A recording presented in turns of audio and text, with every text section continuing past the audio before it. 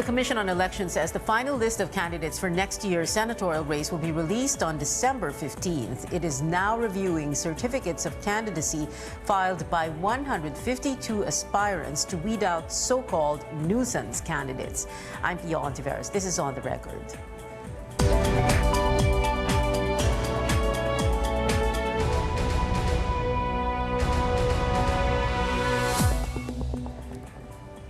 Our guests for tonight, senatorial aspirants Ding Generoso and Samira Gutok. Later on, Rafi Aluna will be joining us. Good evening, ma'am, Samira and Sir Ding. Thank you very much for being here. Salam. Well, let's begin with Sir Ding Generoso. Of course, yes, Ding.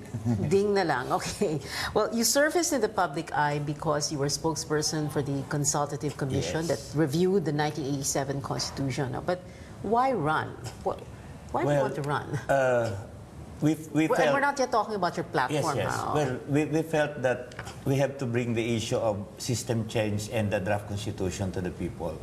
And we felt also that none among, or very, very few, if ever, among the candidates, whether in the lower house or in the upper chamber of Congress, would be willing to take this to the people. Yeah. Who is we? Well, your party, Katipunan? Our political party, plus our group with CJ Puno, the Bagong Sistema, Bagong Pag-asa movement, which has been advocating system change since 2014. So we decided that we need a platform. Yeah, but and the platform is the elections. But federalism as a campaign slogan, as a campaign platform, that's not very popular. As a matter of fact, hindi ba? Just was it several weeks ago there was this survey and you saw all the issues that were so important to Filipinos at that point in time. Is inflation and yes, and federalism was all the way down there. Yes, but we think that we can bring it to a higher level of awareness among the people.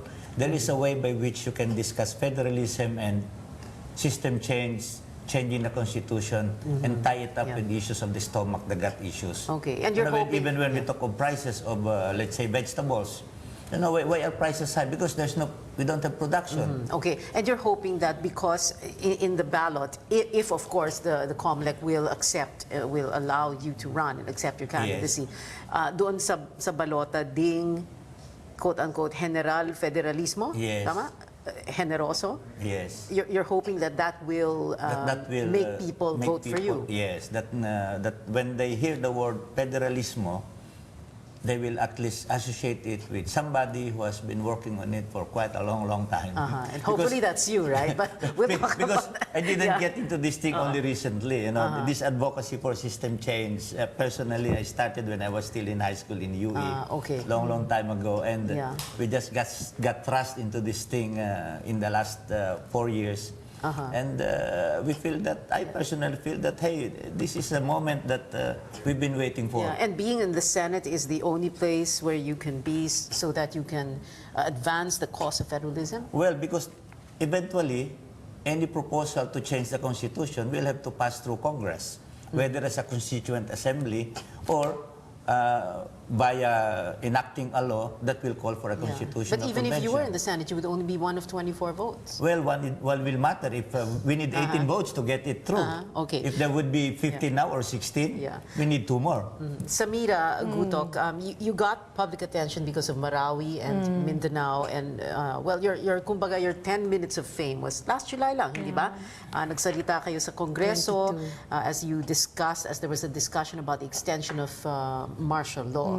Kumbaga, that was your first foray onto the national stage, right? Yes, I was an appointee of the government of President Duterte in February to draft the Bangsamoro Organic Law, and then I faced the May 23 siege. My son was inside the war zone. So we put up a rescue team 3 days later after rescuing my family, the ones that we could. We were chairing a rescue team there, and I narrated some of the narratives of the stories of our community members who have suffered. Right. The incidents. Very and you were incidents. chosen by the opposition because you are from Mindanao and female and Yes, I'm very from vocal. Marawi, and we would push for the legislation that would protect the interests of internally displaced persons, for instance. Okay. Yes, All right. Let's go back to Ding Generoso. Itong your advocacy to campaign for federalism, system change, the adoption of, you already mentioned, the Puno draft constitution. But there's so many unanswered questions, hindi ba, about federalism. Don't you think you're going to get bogged down during the campaign kung yun yung ikakampanya nyo? That is going to be your whole campaign. Yes, but as I said, we have to bring this to the people and answer all the questions. There is no better platform to answer all these questions, all these issues raised about federalism than in an election arena. Because right now, everybody's mind, everybody's eyes are on the elections. We cannot take away the focus of people from the elections. The entire government, people, everything, everybody's talking about elections. But we need to still the thunder from the politicians this time.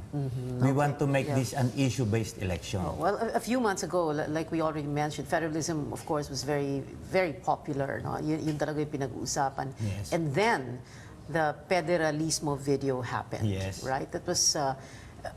how does that impact on your campaign? Because that's the last thing people remember when you talk about federalism. Yes, they but don't remember anything else. I've been in the communications game for a long, long time. Game, it's a 30 game, years. Yes. Yeah. I mean, I've been into advertising, public relations, journalism. My view is this: in any advocacy, you have to hurdle 4 steps. You begin with awareness. Whether that awareness is negative or positive, it does not matter. The second stage is understanding. So we might have generated a lot of negative awareness about federalism with the video of Mocha and Drew. Yet that stirred people's curiosity. Really? You're Yes. saying any Yes. attention is good? Yeah, but then at that moment, all you had to do was to convert any negative perception at that point to something positive by explaining it. So na-convert ba yung negative perception to positive? Well, I think I did quite a lot of effort on that regard. No, I get invited to primetime television programs. We never had primetime television programs before that incident. Okay, Samira Gutok, before we go to a break, very very briefly about your platform. You talk about Marawi rehabilitation. How will your presence in the Senate solve that or bring that about? It's a very big chunk of the national budget. It's supposedly even 10 billion. That's what we hear. That would be appropriated. So definitely it's a national concern. It will be a sample template for other places na it would face calamities or disasters or terrorist attacks. So definitely the Marawi is a sample case for how other places, how other barangays or municipalities will be able to confront the same situations. So that the Marawi rehabilitation is very important. It's very big budgeted, and it's also the first armed destruction in the country. And so we need to rehabilitate not just buildings and homes, but also people's hearts and the relationship amongst each other and even with government. So we need to rebuild the trust again. It needs legislation so that there will be actions and policies that will be instituted. All right, we'll have to take a very brief, short break. On the record, we'll be right back. When we come back, Rafi Aluna is joining us. Stay with us.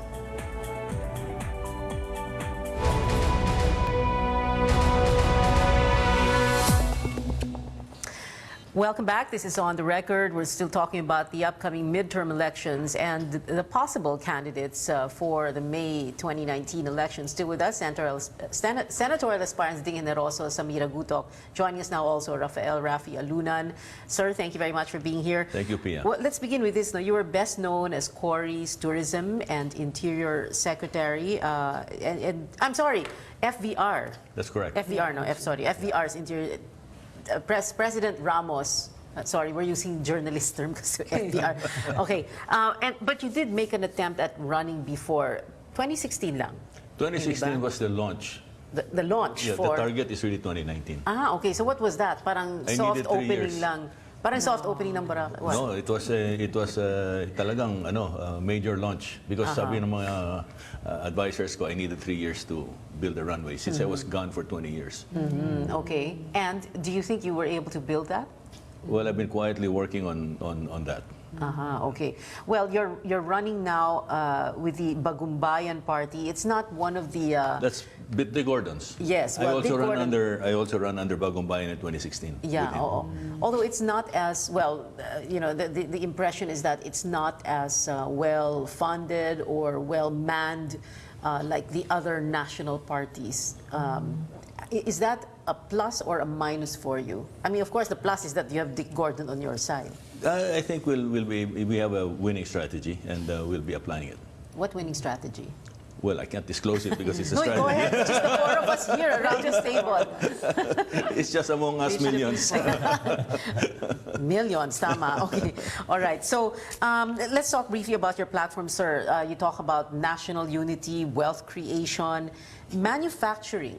You're saying that you want the country to be one of the world's consumer goods suppliers. Yeah, do you know and that- we're not known for manufacturing. We're not, but you see, China is unloading.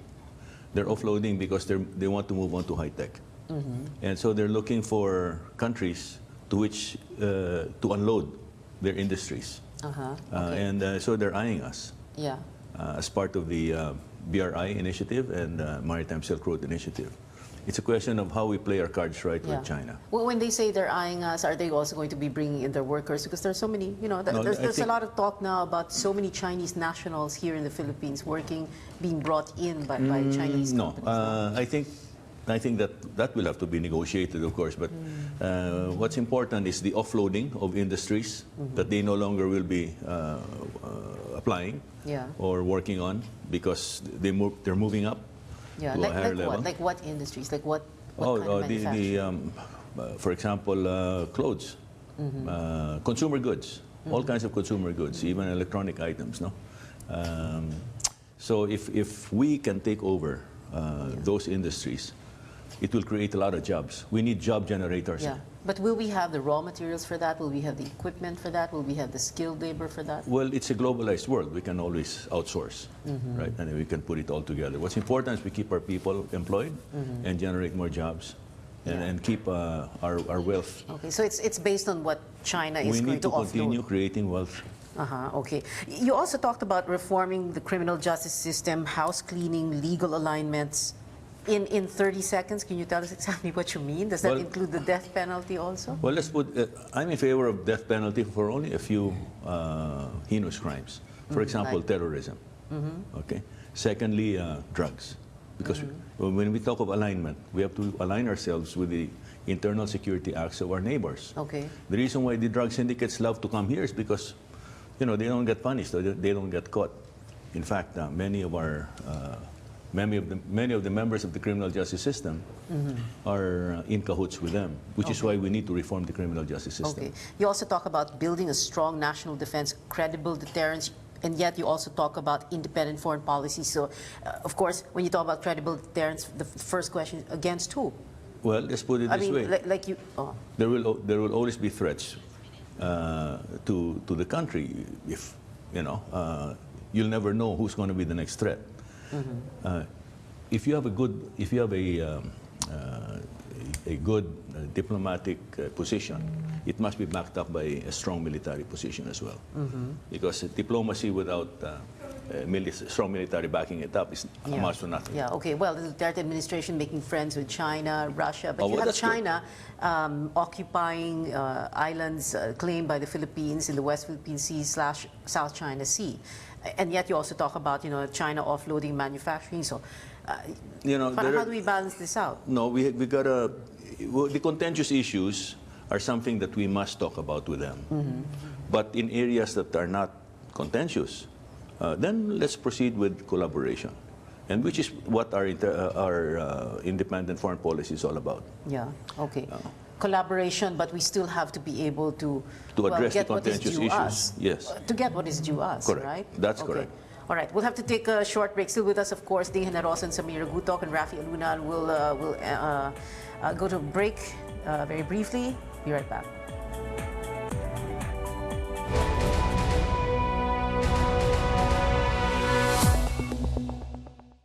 Welcome back. Final words from our guests. And before the final words, just some things about some points lang about the survey rankings. No? So, SWS, the latest survey, September 1 to 7. Rafi Alunan, sir, you ranked 43 to 61 and your awareness is only at 30. Pero malakas pa rin ang loob nyo. Malakas pa rin. Because? Because it's malakas. Is it because you are identified as an ally of President Duterte or what? Well, that's probably part of it. But I think what's more important is what I stand for, what I've done in my past, what I've been as a public servant, as a family man, and what I stand for, my platform. And what your campaign strategy is that you refuse to discuss That's tonight. correct. That's correct. Okay, Ding Generoso, sir, you're not on the SWS survey either. Okay. Yeah. Okay. But you see, I've been going around the country for the past 3 years. The last 2 years, I visited 40 provinces, speaking to crowds as small as 500 to as large as 12,000, talking about one single issue, federalism. Now, how do we look at the numbers? Let's look at the surveys. The surveys show that 56% actually are in favor of federalism. The only question is the timing. 28% say now, 28% say later. So that's 56 in favor. Yeah. How many are in favor of Chacha or charter change? 48%. It will, in the last 2 elections, the number 12 generated 33% of votes from total turnout. Yeah. Okay. We're looking at 56. Yeah. So you're 56% in favor. If we can get half of the 56, that's already 28% of voters. And you're saying 56 and 48% or even half of that will vote for you. Let's hope. Let's hope. Okay. Samira Gutok, you're not here either, no, in the SWS survey. Neither are you in the yung commission survey na pinagawa ni Francis Tolentino, September 15 to 23 SWS, no. But so your winnability was not a factor in your inclusion in the opposition slate, ganun ba yun? Well po, for 25 years, wala pong naging Muslim lady senator since Santa Nina Rasul 1995. And one of the voting base natin as a former assemblywoman ng ARM is really yung ARMM 1.3 million votes and 7 million Muslim Filipinos all over the country. Ma'am Pia, so baguhan pero hindi baguhan sa paglilingkod. I've been 21 years in Marawi and Mindanao, going around the country on peace building. Although kahapon lang no kahapon lang yung launching natin. ng candidacy nyo. There are 8 of you. Yes. Only one, sorry, 2. 2 of the 8 are making a mark in the surveys. Right? It's not, I'm the only woman in the opposition, so I'm hoping na marinig ako ng mga kababaihan at mga ilang sektor ng Filipino public through social media. Alam nating pahirap yung pera, no? So we're hoping the democratic access to information right now would allow the platforms to get through. Why were you looking at Rafi Alunan when you said mahirap ang pera? Wala lang, anyway. But realistically speaking, could you win? Muslim. Could you win? Could you win? I would hope that pag basta marinig kami. Everybody's hopeful tonight. Last few minutes, final words, Samira Gutok first. Yes, keep it very brief. Yes, baguhan pero veterano po sa paglilingkod. Samahan ako para sa sambayanan. Thank you. General, federalismo po. Ito ang daan sa tunay na pagbabago. And Rafi Alunan, sir? Bago naman, sigaw ng bayan, Rafi Alunan. Well, that sounds like the campaign for 2019. Thank you very much to our guests tonight, Secretary Rafi Alunan, Mr. Ding Generoso, and Samira Gutok. Maraming salamat. And thank you for watching. That is On the Record this week. I'm Pia Hontiveros.